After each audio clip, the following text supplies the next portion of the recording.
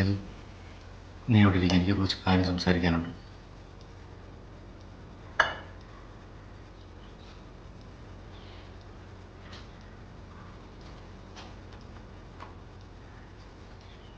ഏട്ടാ, കല്യാണക്കാരാണെങ്കിൽ അതിപ്പോൾ സംസാരിക്കണ്ട. ആ എന്താ? അല്ല, ഡിവോഴ്സിന് പേപ്പർ കൊടുത്തിട്ട് 1 മാസമല്ലേ ആയിട്ടുള്ളൂ. എന്ന് വെച്ച് നിന്നെ എനിക്കിവിടെ ഒറ്റയ്ക്ക് നിർത്താൻ പറ്റുമോ? നിന്റെ കാര്യത്തിൽ എന്തെങ്കിലും തീരുമാനം ആക്കിയിട്ട് വേണം എനിക്ക് തിരിച്ചു പോകാൻ. ഇങ്ങനെ പെട്ടെന്ന് തീരുമാനം എടുത്തിട്ടാ 2 വർഷമായിട്ട് ഞാൻ അനുഭവിച്ചത്. അങ്ങനെ എല്ലാ ബന്ധങ്ങളും ഓക്കെ ആവില്ലല്ലോ. ചിലർക്ക് ശരിയാവും, ചിലർക്ക് ശരിയാവില്ല. എന്ന് വെച്ചിട്ട് ലോകത്ത് സെക്കൻഡ് മാരേജ് നോക്കുന്ന ആദ്യത്തെ പെണ്ണൊന്നും അല്ല നീ.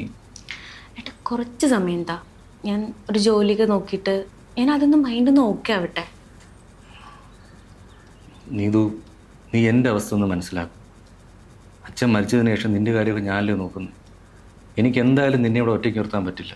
പിന്നെ എൻ്റെ കൂടെ കൊണ്ടുപോകാൻ പറ്റുമെന്ന് ചോദിച്ചാൽ ഗീതുവിൻ്റെ കാര്യമൊക്കെ നിനക്കറിയാമല്ലോ.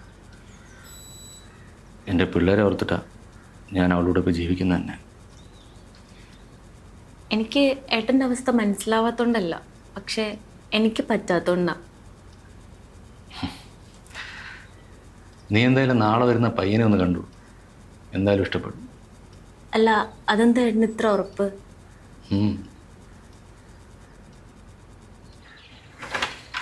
ആ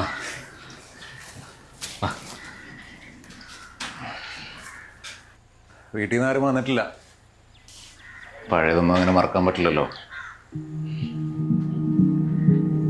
നീ ചായ ഇതുവരെ എടുത്തില്ലേ?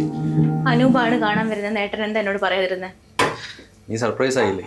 ഞാൻ പറഞ്ഞില്ലേ നിനക്ക് ഇഷ്ടാവുമെന്ന്. എന്നാ ഏട്ടനെ ഉറപ്പിച്ചാൽ മതിയോ? ഏട്ടാ, നിനക്കെന്താ അറിയേണ്ടത്?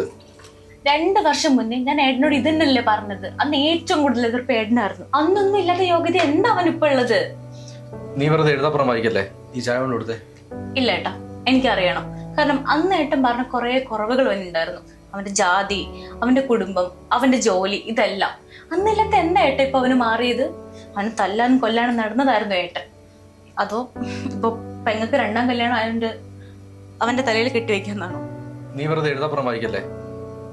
ചെയ്ത് തെറ്റിന് തിരുത്താൻ കിട്ടിയൊരു അവസരം കേട്ടാ ഞാനിതിനെ കാണുന്നത്. മതി ഏട്ടാ, മതി. എല്ലാം എന്റെ വിദ്യാന്ന് കരുതി ഞാൻ അങ്ങ് സമാധാനിച്ചോളാം എന്നും പറഞ്ഞ് ഈ ഒരു പേരിൽ ഞാൻ അവന്റെ മുന്നിൽ പോയി നിൽക്കത്തില്ല. ഈ കുടുംബത്തിൽ ആകെ ഇച്ചിരി നാണോ മാനോ ഉള്ളത് ഞാനാണെന്ന് അവൻ കരുതിക്കോട്ടെ.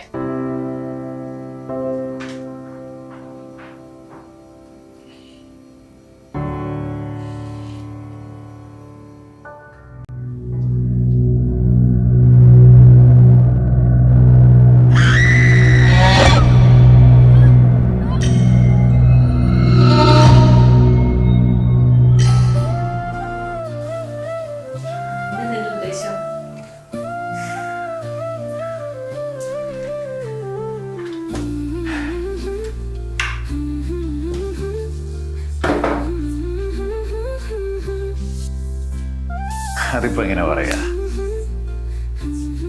ജീവിതത്തിലെ ഏറ്റവും വിലപ്പെട്ടൊരു ഭാഗം നഷ്ടപ്പെട്ടു എന്ന് കരുതിയിരിക്കുമ്പോഴാണ് അത് വീണ്ടെടുക്കാൻ ദൈവമായിട്ടൊരു അവസരം ഇവിടെ മുന്നിൽ കൊണ്ട് തന്നത്. നീ അറിഞ്ഞതും കണ്ടതുമായ പെണ്ണല്ല ഞാനിപ്പോ.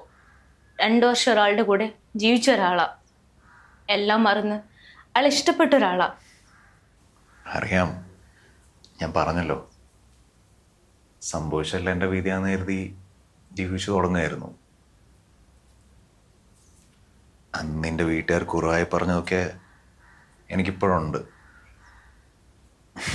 പക്ഷേ എനിക്ക് ശരിക്കും വേണ്ട എന്താണെന്ന് ഇവിടെ വന്നിരുന്ന് 2 മിനിറ്റ് ഇങ്ങനെ ഇരുന്നപ്പോൾ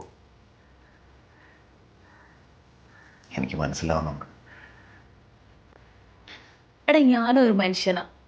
എനിക്കുണ്ട് മനസ്സെന്ന് പറഞ്ഞൊരു സാധനം. ഒരു സെക്കൻഡ് മാരേജിനല്ല ഞാൻ ഇങ്ങോട്ട് ഇപ്പോൾ ഓടി വന്നത്. ഇനിയെങ്കിലും എൻ്റെ ജീവിതം എൻ്റെ കൺട്രോളിലാവണമെന്ന് വിചാരിച്ചതാ.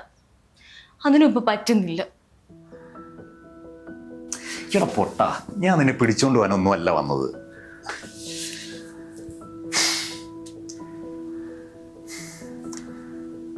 സത്യം പറഞ്ഞ ഈ കല്യാണം, പെണ്ണ്, പെടക്കോഴയൊക്കെ പണ്ടേ വേണ്ടെന്ന് വെച്ചതാ. പിന്നെ ഞാൻ പറഞ്ഞല്ലോ, നിനക്കൊന്നുകൂടെ കല്യാണം നോക്കുന്നുണ്ടെന്ന് കേട്ടപ്പോൾ ഒന്നും ചോദിക്കാതിരിക്കാൻ തോന്നിയില്ല. ഓക്കെ, എന്തേലും ആവട്ടെ വീട്. ഞാൻ പറയുന്നേക്ക്, ആദ്യം താനും നോക്കിയാവും. എന്നിട്ട് തൻ്റെ പഴയ സ്വപ്നം പോലെ ഒരു ജോലിയൊക്കെ കണ്ടുപിടിക്കുക. എനിക്ക് തനിക്ക് ഇഷ്ടമുള്ള രീതിയിലൊക്കെ ജീവിക്കേ.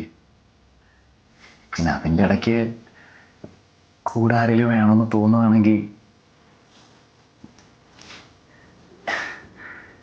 എൻ്റെ നമ്പർ ആ ഫോണിൽ നിന്ന് ബ്ലോക്ക് ലിസ്റ്റിൽ നിന്ന് ഒന്ന് മാറ്റിയിട്ട് ജസ്റ്റ് ഒരു കോൾ. എടാ, എൻ്റെ ലൈഫ് ഇപ്പോൾ എന്താകുമെന്നൊന്നും അറിയാത്തൊരു പോയിന്റിൽ കൂടെ ഞാൻ പൊയ്ക്കൊണ്ടിരിക്കണം. വെയിറ്റ് ചെയ്യും. ഞാനൊരു കാര്യം പറഞ്ഞ അതിൻ്റെ പുറത്ത് നീ ഹോപ്പൊന്നും വെക്കരുത്. താൻ കാര്യം പറ. ഞാൻ കുറേ നാളെടാ പുറത്തേക്ക് പോയിട്ട്.